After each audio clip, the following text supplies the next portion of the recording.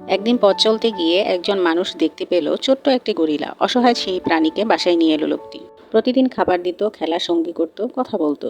ধীরে ধীরে গরিলার কাছে লোকটি ছিল পিতা, বন্ধু, আশ্রয়, সবকিছু। সময়ের সাথে সাথে গরিলাটি বড় হতে লাগলো। প্রকৃতির ডাকে তাকে নিজের জগতে ফিরিয়ে নিতে চাইছিল। অবশেষে একদিন গরিলাটিকে বনে নিয়ে গিয়ে ছেড়ে আসবে, কিন্তু গরিলা কিছুতেই রাজি নয়। তার চোখে ভয় আর আকুতি। দীর্ঘ 5 বছর কেটে গেল। সেই দিনের পর তিনি ঠিক করলেন গরিলাকে দেখতে যাবে, কিন্তু মনে হাজারো প্রশ্ন। তাকে কি অন্যদের মতো আঘাত করবে?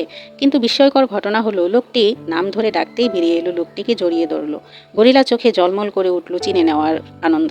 সন্ধ্যা হয়ে এলো, লোকটি চলে আসতে চাইছিল। গরিলা কিছুতেই আসতে দিতে চাইছিল না। যতদূর দেখা যায় ততদূর দৌড়াতে লাগলো, চোখ ভিজে এলো তার। পরের দিন লোকটি নদীতে গোসল করতে নেমে দেখে সে একই জায়গায় দাঁড়িয়ে আছে গরিলা। এই দৃশ্য দেখে তার চোখে জল এসে গেল। সে বুঝলো ভালোবাসা কেবল মানুষের মধ্যে সীমাবদ্ধ নয়, প্রাণীদের হৃদয়েও রয়েছে অফুরন্ত ভালোবাসা, স্মৃতি আর অনুরাগ।